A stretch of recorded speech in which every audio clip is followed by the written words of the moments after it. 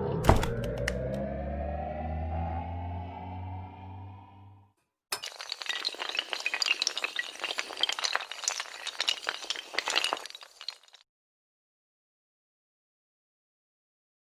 Friends, कैसे हो आप। आज हम आपको बताने जा रहे हैं डायनासोर के इतिहास के बारे में। एक समय में हमारी धरती पर डायनासोर का ही राज था। वे चलते थे जहां आज हम चल रहे हैं। इसी हवा में सांस लिया करते थे और इसी धरती पर लड़ाइयां लड़ा करते थे।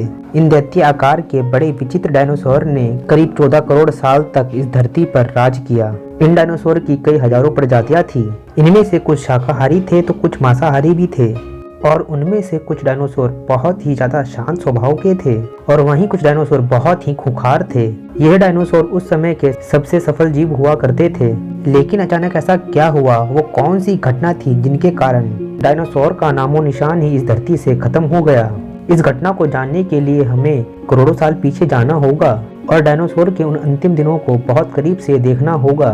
तो चलिए चलते हैं आज से 6 करोड़ 50 लाख साल पीछे। आज से 6 करोड़ 50 लाख साल पहले धरती का मौसम नॉर्मल था। चारों ओर सूरज की रोशनी बिखरी हुई थी। लंबे लंबे पेड़ पौधों के बीच डायनासोर की आवाज सुनाई देती थी। इन डायनासोर की प्रजाति धरती पे राज किया करती थी। तो भगवान ने 10 करोड़ साल पहले ही इन डायनासोर की किस्मत लिख डाली थी। 10 करोड़ साल पहले एक छोटा एस्टेरॉयड का टुकड़ा जो सुदूर अंतरिक्ष से आ रहा था, जो कि पृथ्वी से 20 करोड़ मील दूर मंगल और बृहस्पति के बीच बने क्षुद्र ग्रह के बीच में घूम रहे एक एस्टेरॉयड बेल्ट से जा टकराया और एस्टेरॉयड की दशा बदल गई। वो एस्टेरॉयड धरती की तरफ 22,000 मील प्रति घंटे की स्पीड से बढ़ने लगा।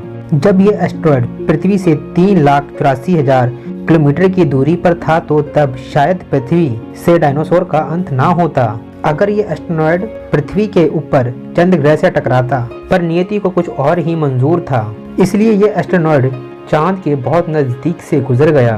लेकिन ये एस्टेरॉयड धरती की ओर बहुत तेज स्पीड में बढ़ता जा रहा था। जब ये एस्टेरॉयड धरती के संपर्क में आया तो इसकी रफ्तार 70,000 किलोमीटर प्रति घंटा हो गई। यह एस्टेरॉयड धरती की ओर इतनी तेजी से बढ़ रहा था कि इसने अपना रूप एक आग के गोले में ढाल लिया।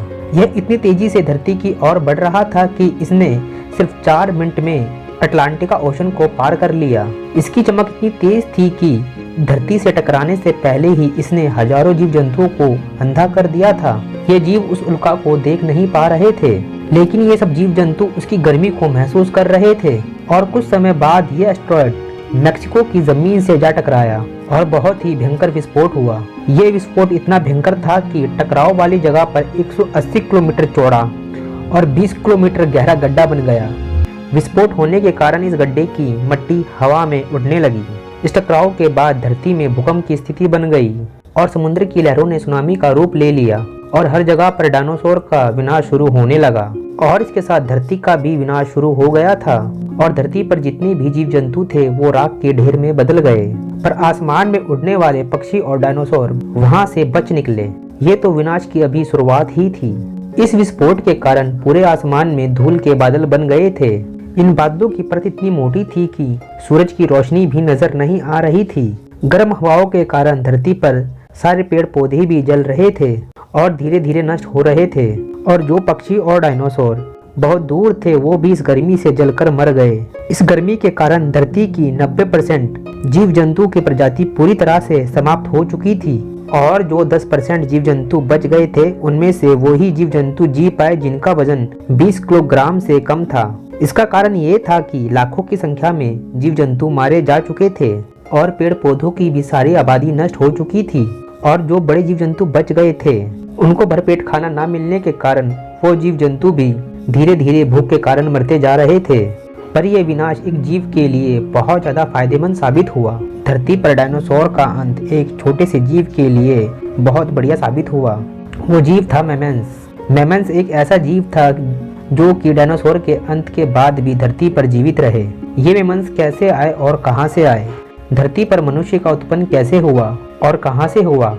दोस्तों, अगर आपको मेरा वीडियो पसंद आया तो वीडियो को लाइक करना और चैनल को सब्सक्राइब करना ना भूलें और जो साथ में बेल आइकन है उसको भी ऑन कर दें ताकि आपको मेरी न्यू वीडियो का नोटिफिकेशन मिलता रहे। इसी के साथ हमारा ये वीडियो खत्म होता है। धन्यवाद फ्रेंड्स।